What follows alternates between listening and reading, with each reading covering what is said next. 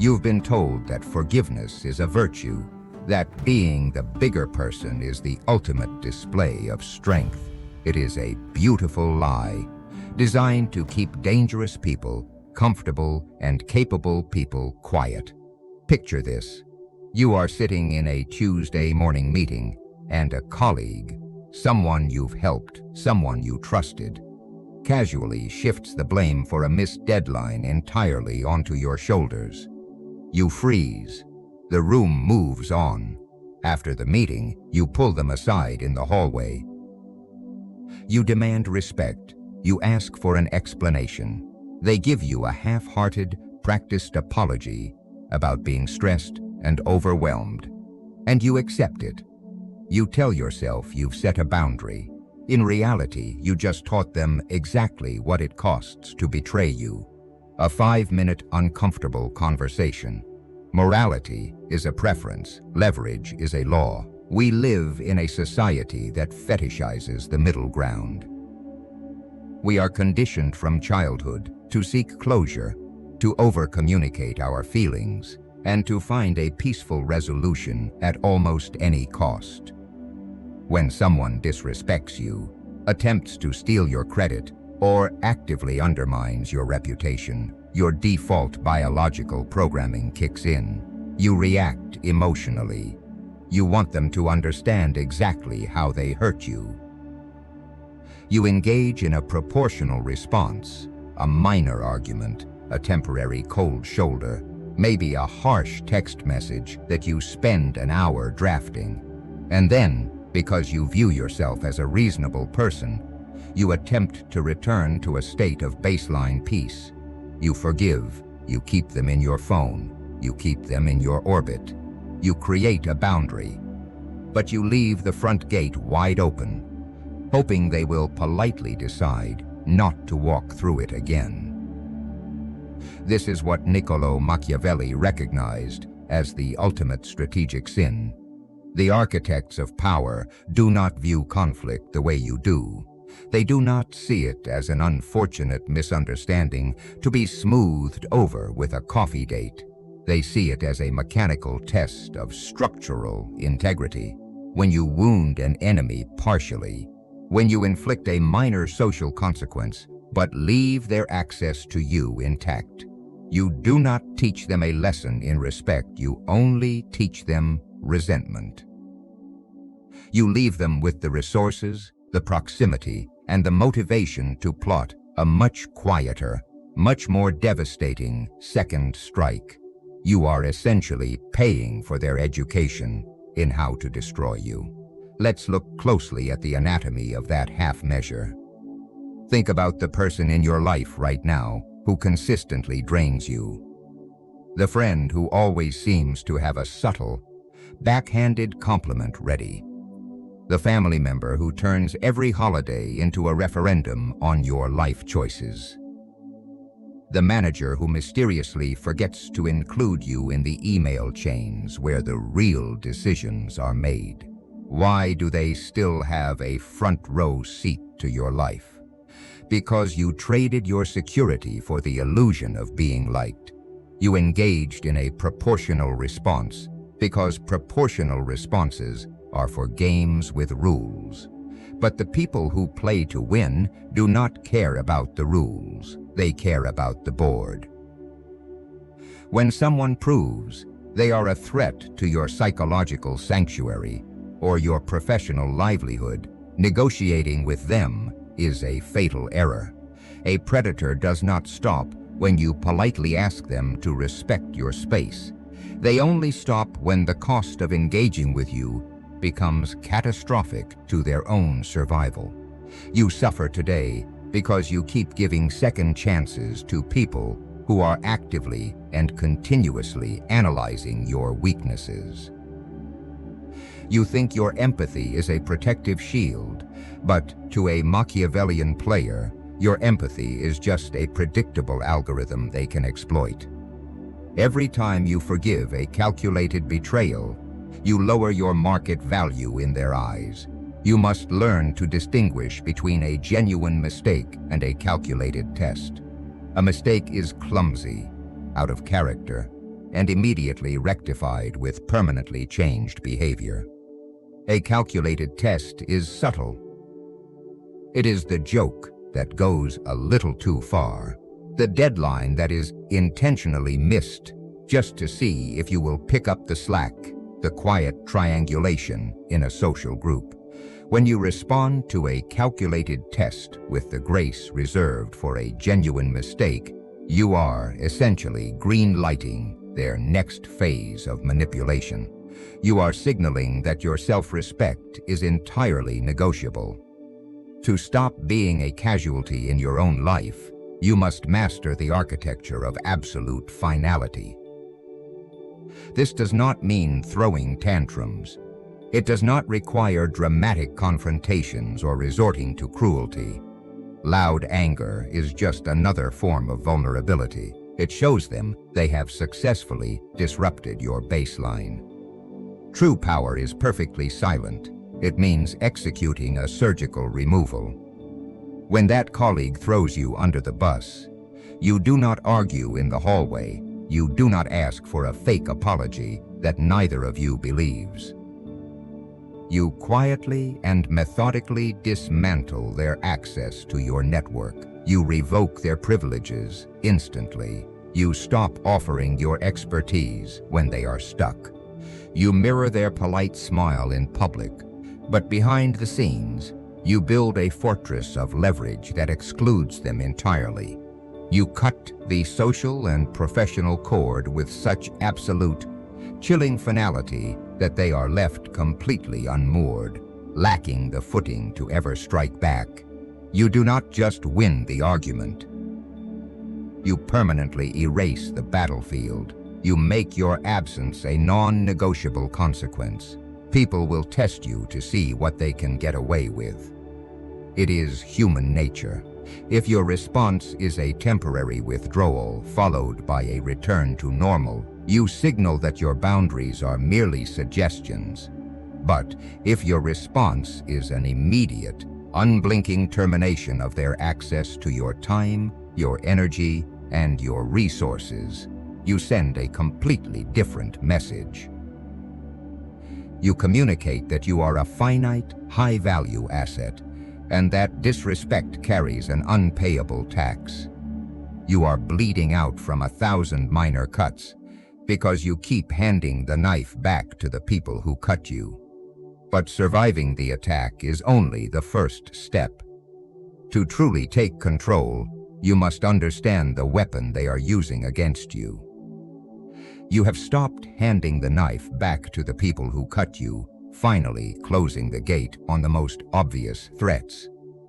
But surviving the attack is only the first step, and to truly take control, you must understand the weapon they are using against you.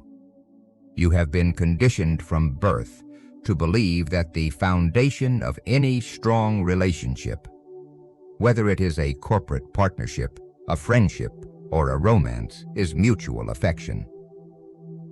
You believe that if you bend over backward, sacrifice your own comfort, and constantly prove your loyalty, you are making secure deposits into a psychological bank account.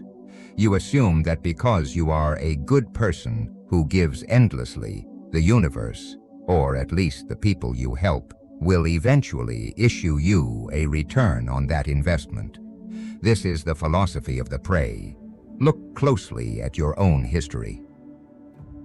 You are the one who stays 3 hours late at the office, doing the unpaid overtime to fix a catastrophic presentation that was never your responsibility. You do this believing the executive team will recognize your quiet dedication and reward you when the time comes. You are the friend who drops everything on a Friday night to listen to the same cyclical complaints about a toxic breakup, convinced that your endless empathy will be rewarded with lifelong loyalty. You pride yourself on being the reliable one. You are the ultimate safety net. And yet, when the promotion is announced, it goes to the charismatic newcomer who barely does the bare minimum. When you are the one experiencing a crisis, The friend you spent weeks counseling is suddenly too busy to return your texts. You are left completely hollow, exhausted, and wondering what you did wrong. You did nothing wrong morally. You simply misunderstood the currency being used. Gratitude is a myth in the theater of power, and affection is the most unstable currency on the planet. It fluctuates based on mood, convenience, and passing opportunity.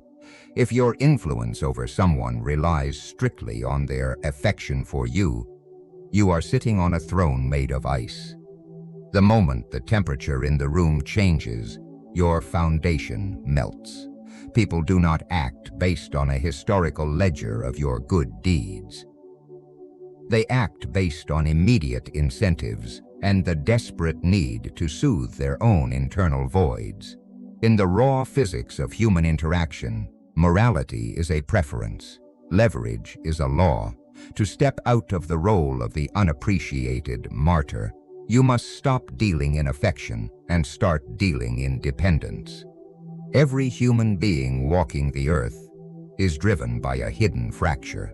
It is a childhood wound, a desperate insecurity, a secret vanity that they spend their entire adult lives trying to cover up. In the architecture of dark psychology, this is known as the thumbscrew.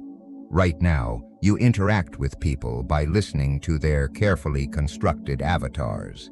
You believe the aggressive, hyper-confident posture of your boss. You believe the selfless, independent facade of your partner.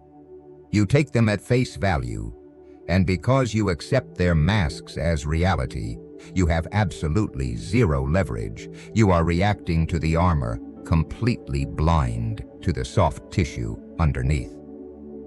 To become a strategist, you must become a psychological diagnostician. You must stop listening to the words people say and start aggressively observing the voids they are trying to fill. How do you locate the thumbscrew? You look for the disproportionate reaction. You watch for the moments when their mask slips. The man who dominates every meeting and speaks over his colleagues is not demonstrating true authority. He is screaming that he feels fundamentally insignificant and is terrified of being invisible.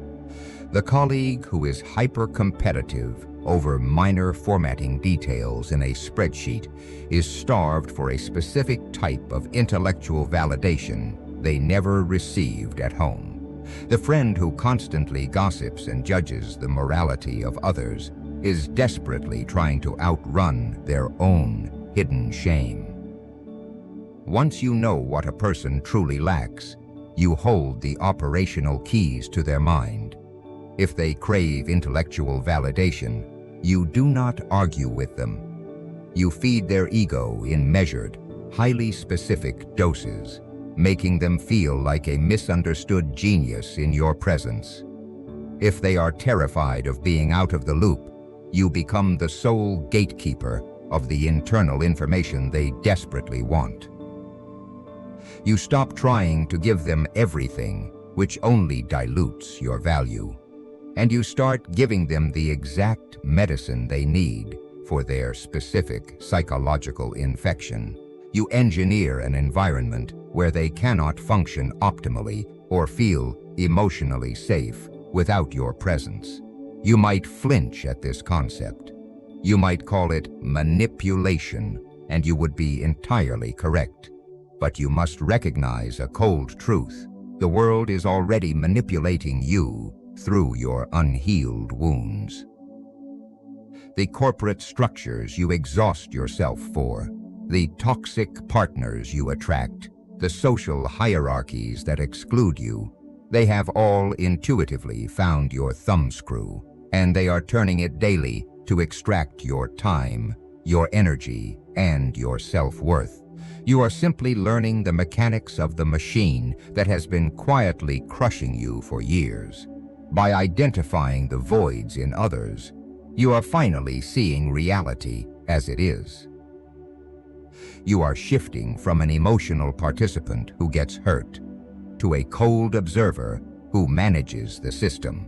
When you make someone dependent on you for a vital resource, whether it is a unique operational skill, access to an exclusive network, or a specific grade of validation they cannot extract from their shallow lives, their feelings toward you become entirely irrelevant.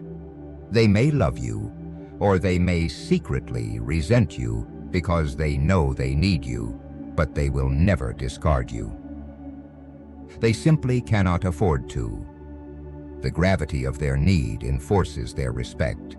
You establish boundaries not by complaining or demanding fairness, but by recognizing that you hold the exact supply to their desperate demand. Once you stop trying to be the most loved person in the room and become the most necessary, the entire board flips. But holding that power requires a specific kind of camouflage, because the moment you parade your brilliance, you become a target. You have flipped the board, transforming yourself from an eager participant seeking love into a necessary asset commanding dependence. But holding that power requires a highly specific kind of camouflage, because the moment you parade your brilliance, you become a target.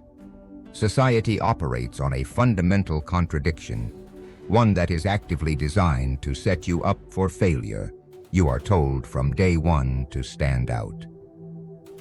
You are told to showcase your talents, to build your personal brand, to speak up in meetings, and to ensure everyone in the room knows exactly how competent, innovative, and irreplaceable you are. It is the great myth of the meritocracy, the belief that the best and the brightest are naturally elevated to the top. So you enter a new corporate environment, a new social hierarchy, or a new mentorship, and you follow the script. You pitch the most efficient ideas. You correct minor inaccuracies in the quarterly report. You display your sharp wit and your vast knowledge, expecting to be instantly recognized as a rising star. And for a brief, fleeting moment, you are, but then the climate subtly changes. The executive who hired you stops giving you prime projects, handing them instead to a mediocre colleague. The mentor who promised to guide you suddenly becomes cold, brief, and consistently unavailable. The social group quietly closes ranks, having conversations you are suddenly not a part of. You assume you are being punished because you weren't quite good enough, so you work harder. You try to shine brighter. In reality, you failed because you violated one of the oldest, most unforgiving laws of human nature. You outshone the master. People in positions of authority, whether it is a middle manager clinging to their promotion, a senior partner guarding their legacy, or the unofficial alpha of a friend group, are almost universally plagued by a quiet, gnawing insecurity. Their title and their perceived dominance are fragile shields for their ego. When you, the subordinate or the newcomer, display superior intellect, unforced charm, or effortless competence, you do not earn their deep respect. You trigger their biological survival instinct. In their eyes, you are no longer a helpful asset. You are a usurper that must be neutralized, marginalized, or managed out of the building before you take what is theirs. Ego is the great destroyer of leverage. Your desire to be recognized as the smartest person in the room is exactly what is keeping you trapped in the middle of the pack. If you want to survive the brutal realities of hierarchy and eventually conquer it, you must master the art of weaponized humility. This is not about genuinely believing you are inferior. It is not about self-deprecation or low self-esteem. It is a calculated, strategic, and entirely conscious suppression of your own vanity. Weaponized humility is the understanding that looking harmless is the ultimate offensive posture. When you are climbing the ladder, your immediate goal is to make the person holding the keys feel like they are an absolute genius. If you develop a groundbreaking strategy that will streamline operations and save the department a massive amount of capital, you do not present it as your lone stroke of brilliance. You frame it as a natural, inevitable extension of an idea your boss casually mentioned in passing 3 weeks ago. You say, based on your insight regarding the supply chain, I put together a framework to execute your vision. You hand them the credit on a silver platter. You feed their vanity, and you watch them gorge on the applause. Fools fight desperately for credit and external validation. Strategists fight exclusively for access, resources, and leverage. While the insecure ruler is distracted by the spotlight and the praise, you are quietly operating in the shadows. You are learning the internal systems. You are observing their blind spots and categorizing their weaknesses. You are building quiet alliances with other key players who notice your competence, but do not feel threatened by it. Because you never challenge the hierarchy directly, you appear entirely harmless, deeply helpful, and completely subordinate. By the time they realize you have outgrown them, you will already own the infrastructure they rely on. But operating effectively in the shadows requires more than just masking your competence. It requires total psychological fluidity. Modern self-help insists that you must be authentic and stay true to yourself, urging you to adopt a static, predictable identity. You decide you are the honest one, or the aggressive one, or the empathetic one. The moment you lock yourself into a static personality, you make yourself entirely predictable. And in the theater of power, predictability is a death sentence. If your rivals know you will always take the moral high road, they will build their entire strategy around your guaranteed compliance. If they know you have a hair-trigger temper, they will casually provoke you into destroying your own reputation in public. You must abandon the luxury of a fixed identity. You must become a shapeshifter, adopting what Machiavelli called the doctrine of the beast. You need the capacity to be both the lion and the fox, shifting your nature based entirely on the environment and the predator standing in front of you. When you are dealing with a deceitful opponent who operates through whispers, passive aggression, and corporate politics, you drop your rigid morality. You become the fox. You use misdirection. You smile to their face, you feign ignorance, and you quietly dismantle their alliances behind the scenes without ever leaving a fingerprint. Morality is a preference. Leverage is a law. Conversely, when you are faced with a direct, aggressive threat, someone who understands nothing but dominance and is actively trying to push you out of your territory, you drop the diplomacy. You do not negotiate with a wolf. You become the lion. You strike with a sudden, overwhelming intensity that shocks their nervous system, terrifies the pack, and violently reestablishes your perimeter. The masters of this game do not have one authentic personality. They have an arsenal of them. They are whatever the situation requires them to be to survive and advance. You let them wear the heavy, glittering crown while you map the exits and hold the keys. But knowing how to hide your power is useless if you don't know how to deploy your attention. You let them wear the heavy, glittering crown while you map the exits and hold the keys.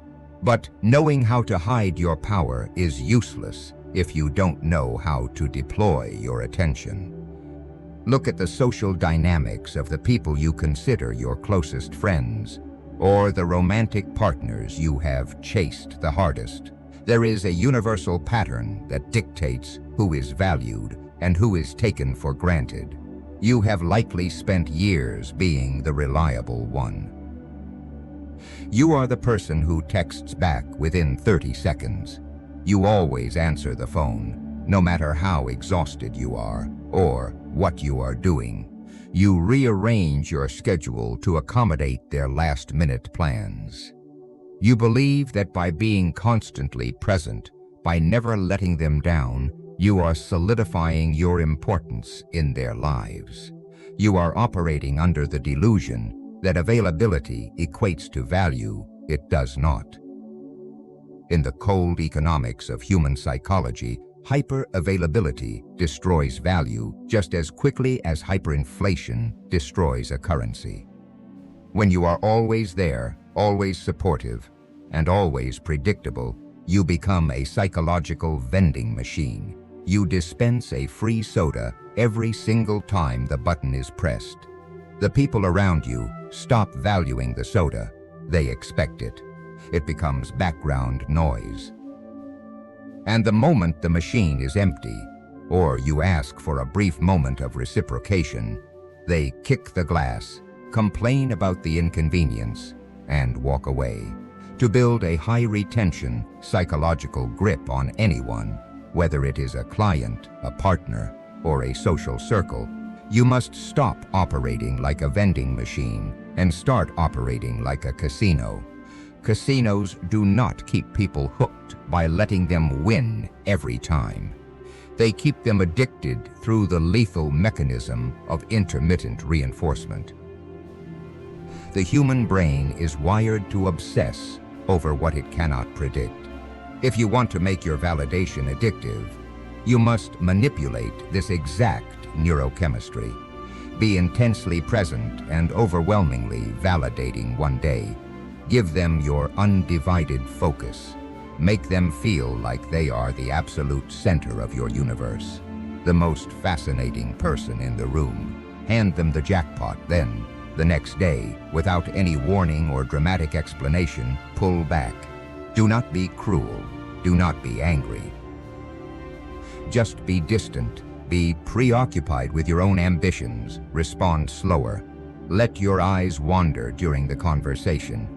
Their brain will instantly panic. They will ask themselves what they did wrong and how they can win back that intense warmth you gave them yesterday. They will alter their behavior, lower their demands, and invest their own energy trying to pull the lever again. You bypass their logical defenses entirely and hijack their dopamine receptors. You stop negotiating for their respect and start letting their own biology do the work for you. Morality is a preference. Leverage is a law. But managing attention and creating addiction is only half the battlefield. What happens when the threat is not a slow erosion of your value, but a sudden, violent strike to your reputation? Picture yourself at a crowded dinner party or a high-stakes corporate meeting. The conversation is flowing, and suddenly a rival decides to test you. They launch a subtle, condescending insult disguised as a joke, questioning your competence or mocking a recent failure. They do this publicly, ensuring there is an audience watching to see how you handle the heat. Your biological instinct screams for blood. Your ego demands that you justify yourself, that you argue back, that you swing with equal force to prove you are not weak. This is exactly what the aggressor is praying you will do. When you react defensively, you legitimize their attack. You show them, and everyone watching, exactly where your armor is thin. You confirm that their words have the power to alter your emotional state. Instead, you must master the illusion of the glass jaw. In boxing, a fighter with a glass jaw is someone who is easily knocked out. But in the theater of power, the glass jaw is a deceptive psychological technique where you offer zero resistance, causing the attacker to overextend and shatter their own balance. You do not defend, you absorb. You agree with a fraction of their insult to completely disarm their momentum and leave them swinging at the air. When that rival attempts to humiliate you in the meeting by stating your new project is too risky and poorly planned, you do not pull out your spreadsheets to defend your honor. You do not raise your voice. You look at them calmly. You let the silence hang in the air for a fraction of a second too long, making the entire room slightly uncomfortable with their aggression. And then you say, with perfect, unbothered sincerity, you know you are absolutely right. The risk is massive. Honestly, most people wouldn't have the stomach to execute it. We can probably find you a safer assignment. You have just taken their kinetic energy and redirected it entirely into their own insecurity. You agreed with their premise, but twisted the conclusion into a psychological blade. People want a rigid enemy. They want a solid wall they can punch, because hitting a wall makes them feel strong. Give them smoke. When they attack you, they should feel like they are falling forward into nothing. The absolute lack of resistance terrifies the aggressor. They begin to doubt their own strategy. They wonder what you know that they do not. By refusing to defend yourself in the conventional, emotional way, you project an aura of untouchable, lethal superiority. You make their aggression look like a desperate, childish tantrum. You win the exchange without ever throwing a punch, leaving them humiliated by their own momentum. You learn to make your presence a prize and their aggression a joke. But there is one threat that no amount of strategy can save you from if you let it too close to your inner circle. You learn to make your presence a prize and their aggression a joke. But there is one threat that no amount of strategy can save you from if you let it too close to your inner circle.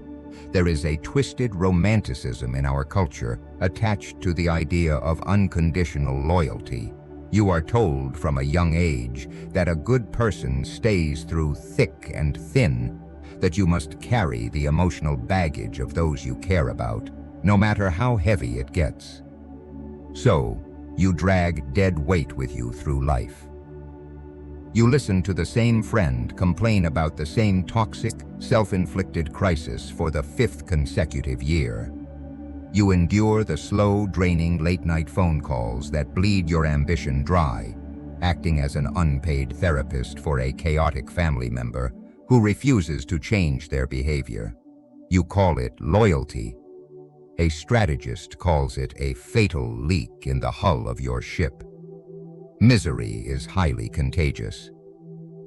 Chronic failure, constant drama, and perpetual victimhood are rarely the result of bad luck or an unfair universe. They are almost always the result of a carefully maintained, self-inflicted architecture. People who are constantly surrounded by chaos lack judgment, discipline, and emotional control. Because they cannot generate their own forward momentum, they survive by siphoning it from anyone empathetic enough to listen. They do not want solutions. They want an audience for their tragedy. When you offer logical advice, they find a new excuse, proving that the problem is not a hurdle to overcome, but a core identity they are fiercely clinging to. Every minute you spend absorbing the toxic circular complaints of an emotional parasite is a minute stolen from your own empire. You are allowing them to install their low-frequency operating system directly into your brain. Their pessimism will slowly bleed into your ambition. Their deeply ingrained fear of failure will infect your own risk tolerance. If you want to be mentally untouchable, you must become absolutely ruthless with your access. You must enact a strict quarantine of emotional parasites. You cannot save people who are secretly in love with their own suffering. If you jump into the freezing water to rescue a drowning man who is panicking, he will not thank you. He will climb on top of your head and push you under just to catch his own breath. You must cut the rope. You must develop the capacity to look at someone you share history with, recognize that their behavior is a terminal disease to your potential, and silently walk away. You do not need to announce your departure. You do not need to write a long, emotional message explaining your boundaries. Explanations are negotiations, and you do not negotiate with parasites. You simply increase the distance. You become unreachably busy. You respond hours, then days later. You let the cold reality of your absence force them to confront their own chaos. Protect your inner circle as if it were a high-security vault. Only allow entry to those who bring capital, intellectual, emotional, or strategic. Everyone else is a liability. Once you purge the liabilities and master your environment, you will finally come face to face with the ultimate, terrifying truth of power. This is the threshold where the tourists turn back and only the outliers remain. You want the control. You want to walk into a room and feel the invisible shift in gravity as people recognize your authority. But simultaneously, you want to be understood. You want to be held. You want someone to look at you and perfectly validate all the cold, hard choices you had to make to get there. You cannot have both. The apex of power is an absolute, freezing isolation. When you master your emotions, when you manipulate the dependency of others, when you ruthlessly cut away the parasites and wear the masks required to conquer your environment, you permanently elevate yourself out of the common human experience. You can no longer complain to your friends, because they will not understand the altitude of your problems. You can no longer seek comfort in the herd, because you are the one quietly managing the herd. Most people abandon the pursuit of greatness right at this precipice. The silence of the summit terrifies them. They drop their ambitions and run back down to the crowded valley just to feel the warmth of the group. The mentally untouchable individual embraces the cold. You must accept that your path will be radically misunderstood by the vast majority of the population. They will call you detached. They will whisper that you have changed, that you are arrogant, that you are unapproachable. Let them whisper. Sheep always whisper about the wolf. Relatability is a tool for the masses. Sovereignty requires distance. Your isolation is not a punishment. It is your fortress. When you no longer need the emotional warmth of the crowd to survive, the crowd loses all of its leverage over you. You become completely immune to their guilt trips, their public shaming, and their desperate demands for conformity. You are no longer playing their game. You are the architect of your own. Look at the people who have taken advantage of you. Look at the times you bit your tongue to keep the peace, only to be disrespected anyway. You have tried playing by the rules of the prey. You have tried being the saint, the martyr, the endless well of forgiveness. It has only left you exhausted, bitter, and marginalized. The architecture of human nature does not reward the meek. It consumes them. Starting tomorrow, the apologies stop. The endless open-door availability stops. You will no longer be the dumping ground for the incompetent or the stepping stone for the arrogant. You no longer require their applause, and therefore, you no longer fear their judgment.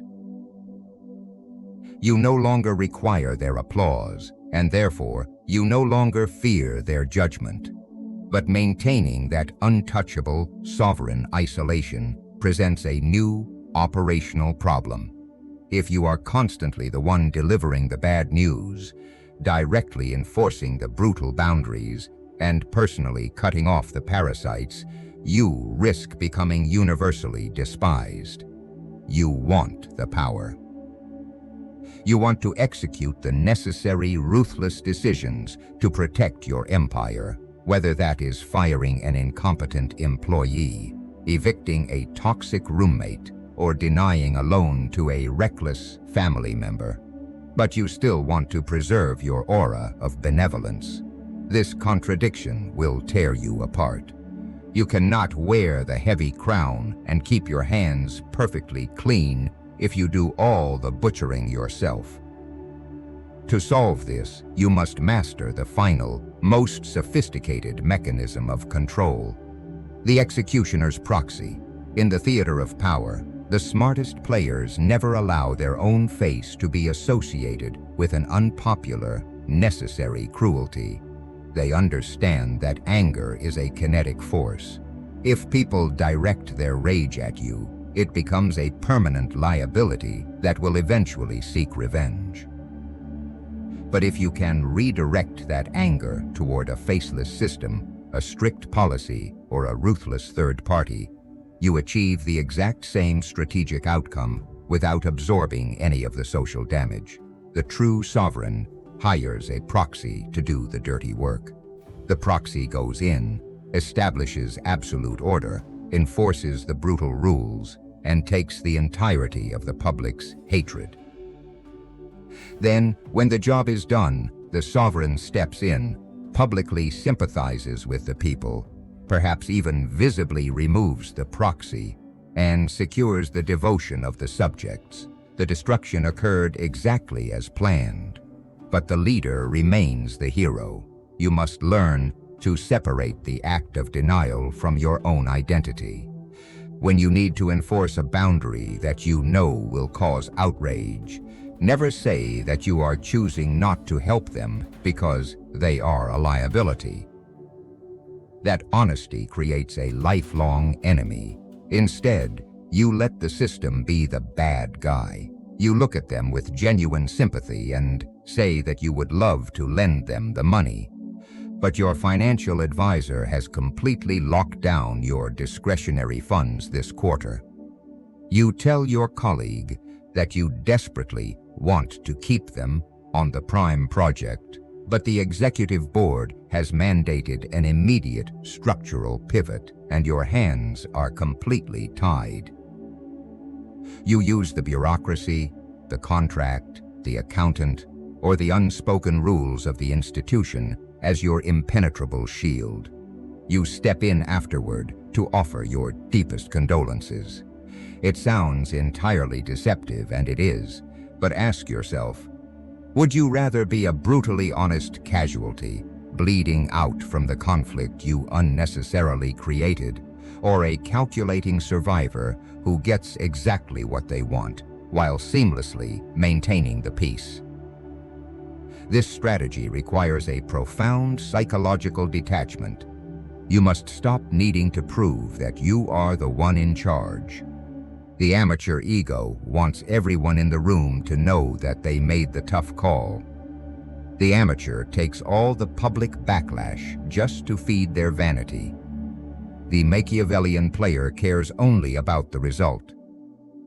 They are perfectly content looking powerless, looking like a helpless victim of circumstance, if it means the threat is neutralized without a single drop of blood getting on their suit.